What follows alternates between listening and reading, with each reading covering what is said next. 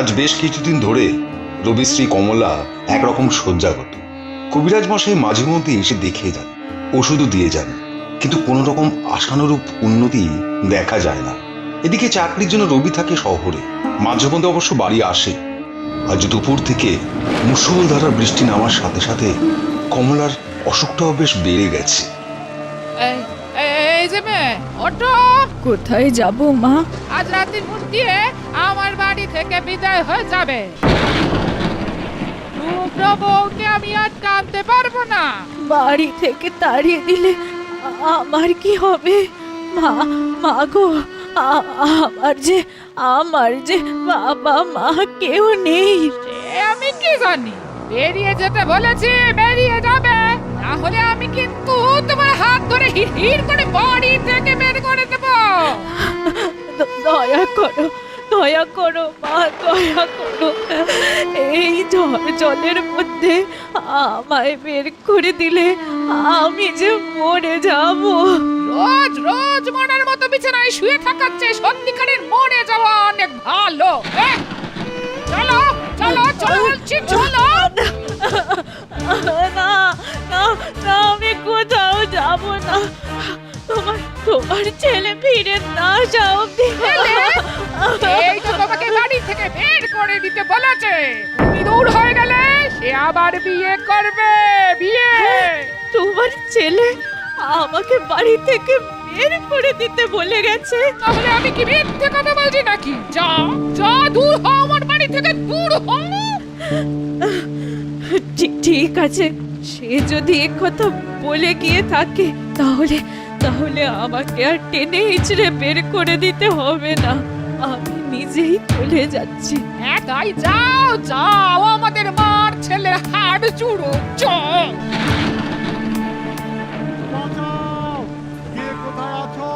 বাঁচাও! এই ডাকাতদের হাত থেকে আমাকে বাঁচাও! কে কোথায় আছো? বাঁচাও! আজ আমার হাত থেকে কেউ বাঁচাতে পারবে না তোকে।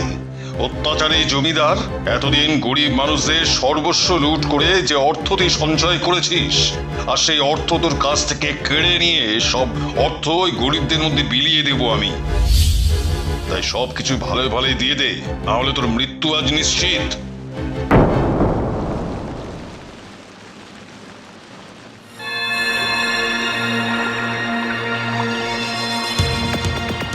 হে মা গঙ্গা, আমার শেষ আশ্রয় তো চলে গেছে।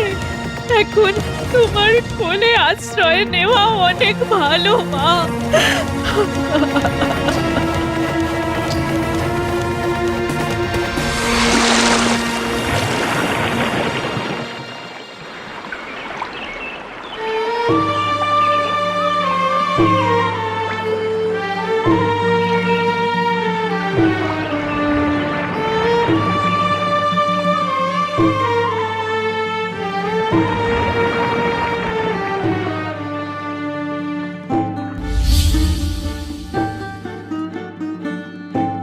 গুরুদেব, এই গুরুদেব, নদীর জলে কেউ যেন ভেসে যাচ্ছে। ওই দেখুন গুরুদেব। তাই তো, ওকে এখনই জল থেকে তুলে দেখতে হবে বেঁচে আছে কিনা।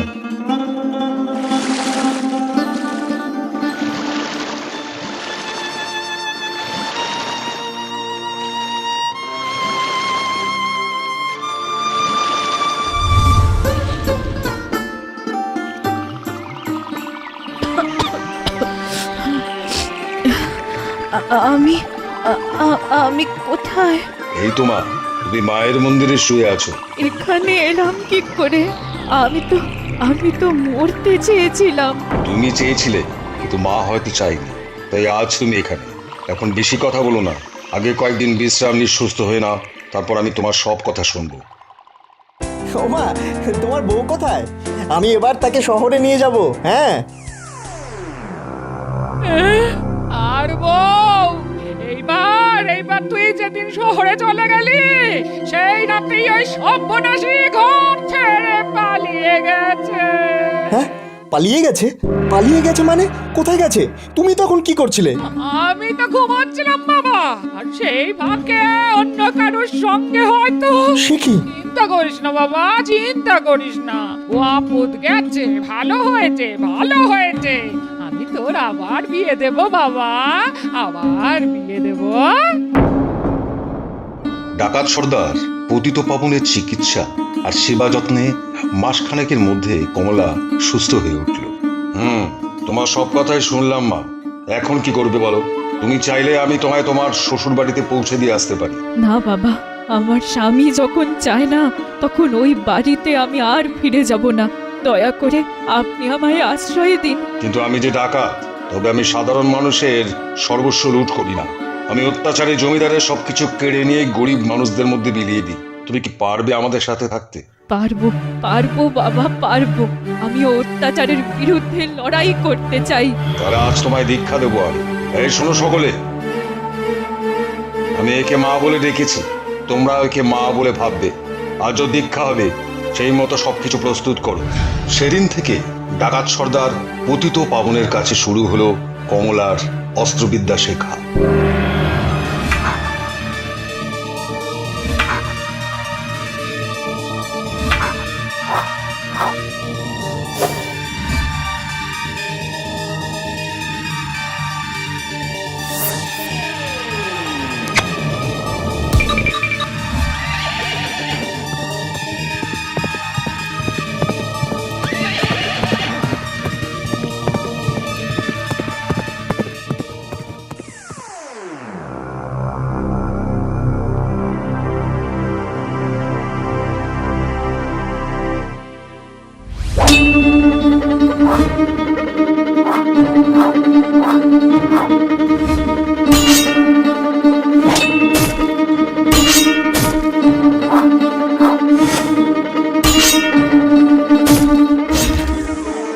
সাবাস মা, সাবাস।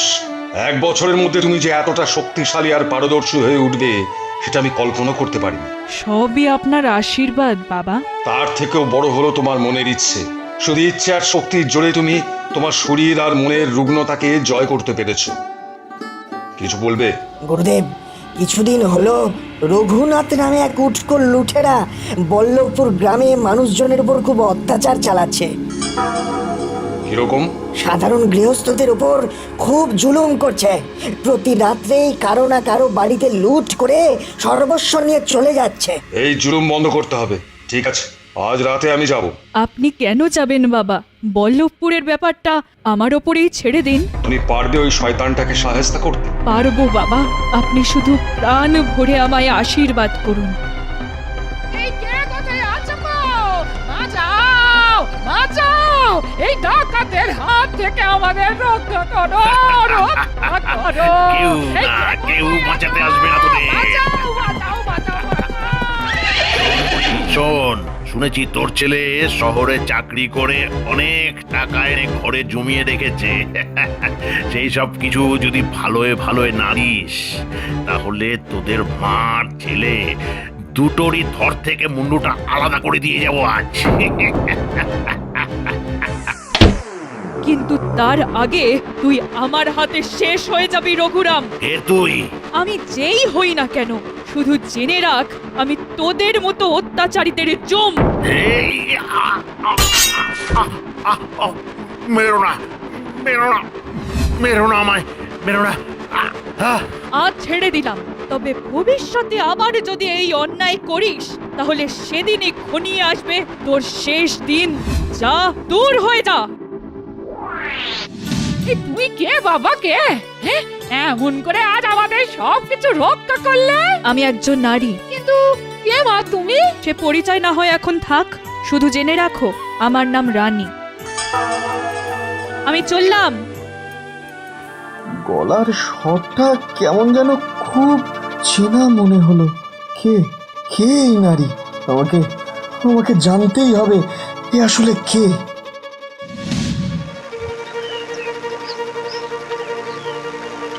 মা, মা, একজন লোক তোমার সাথে দেখা করতে চায়। নাম বলেছে? হ্যাঁ, রবি। রবি? আরো বলেছে সে নাকি বল্লভপুর থেকে আসছে। ঠিক আছে, তাকে এনে বসাও। দেখো তার আপ্যায়নের যেন কোনো ত্রুটি না হয়। আমি খানিক পরে তার সাথে দেখা করব।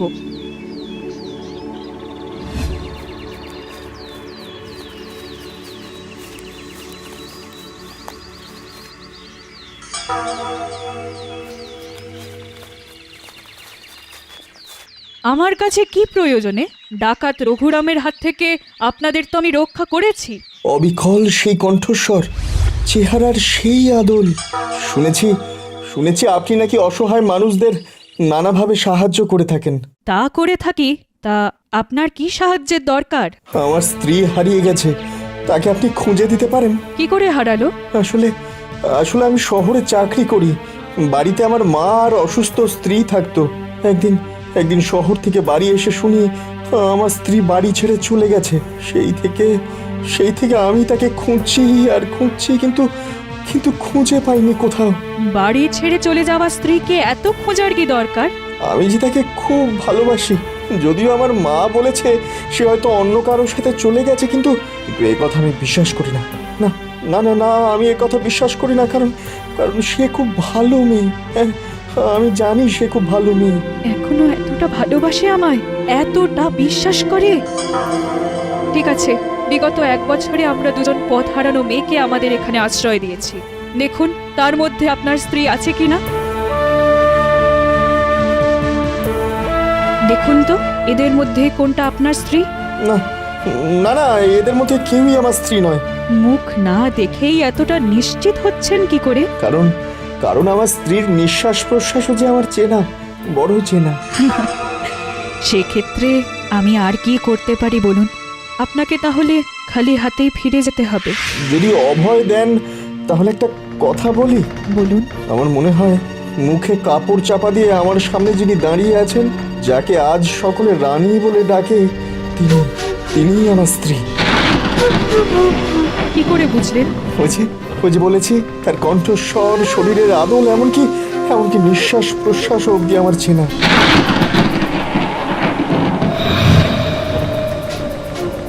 কমলা! যা মা, স্বামী যখন তোকে ত্যাগ করেনি, এখনো তোকে এতটা ভালোবাসে, তখন তুই আবার স্বামীর ঘরে ফিরে যা। আমার আশীর্বাদ রইল তোদের সঙ্গে। যা মা, যা। এসো এসো কমলা, এসো।